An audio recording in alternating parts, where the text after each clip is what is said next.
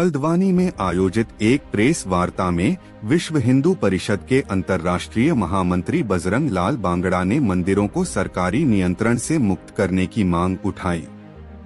उनका कहना था कि मंदिरों में चढ़ाया जाने वाला चढ़ावा हिंदू समाज का होता है और उसका इस्तेमाल समाज के उत्थान के लिए ही होना चाहिए। उन्होंने बताया कि इस विषय पर कई राज्य सरकारों से बातचीत चल रही है और जल्द ही सकारात्मक नतीजे सामने आ सकते हैं।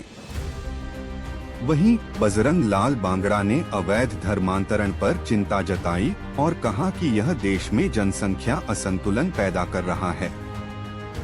उन्होंने उत्तराखंड सरकार द्वारा धर्मांतरण कानून में किए गए हालिया संशोधन की सराहना की और अन्य राज्यों से भी मजबूत कानून बनाने की अपील की।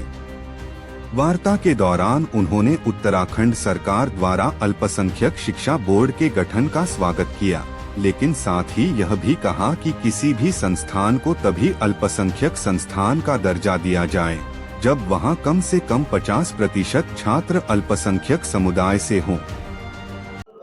विश्व हिंदू परिषद का एक संगठन है बनवासी रक्षा परिवार फाउंडेशन, उसकी राष्ट्रीय बैठक यहाँ पास ही खुरपाताल में चल रही है, 3 दिवसीय राष्ट्रीय बैठक।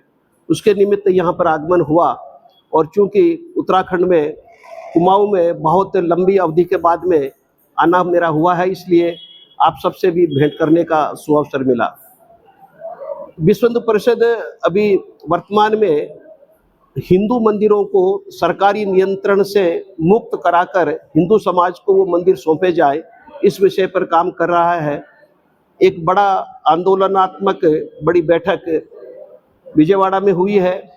अनेक प्रदेश के राज्य के मुख्यमंत्रियों से हमारी भेंटवार्ता हुई है। उनको हमने क्या विकल्प है वो प्रस्ताव दिए हैं, उसको हम परस्यू कर रहे हैं। तो अभी हम सारे राज्यों के मुख्यमंत्रियों से हिंदू मंदिरों को समाज को सौंप देने का निवेदन आग्रह कर रहे हैं। संतोष का और विश्व हिंदू परिषद के लिए प्रसन्नता का विषय है कि उत्तराखंड सरकार ने अभी हाल ही में अपनी अल्पसंख्यकों की शिक्षा के निमित्त मदरसा बोर्ड के स्थान पर अल्पसंख्यक शिक्षा बोर्ड का गठन करने का निर्णय लिया है, जिससे अन्य समुदाय जो अल्पसंख्यक समुदाय हैं उनको भी अपनी शिक्षण संस्थाएं चलने का अधिकार मिल जाएगा। यह बहुत ही संतोष की बात है।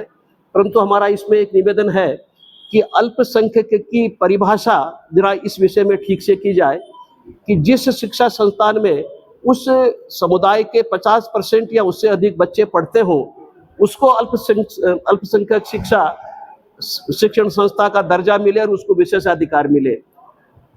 अगर जैन समुदाय विद्यालय चलाता है तो जैन समुदाय के 50% बच्चे उसमें होने चाहिए, बाकी अन्य समुदाय से हो सकते हैं।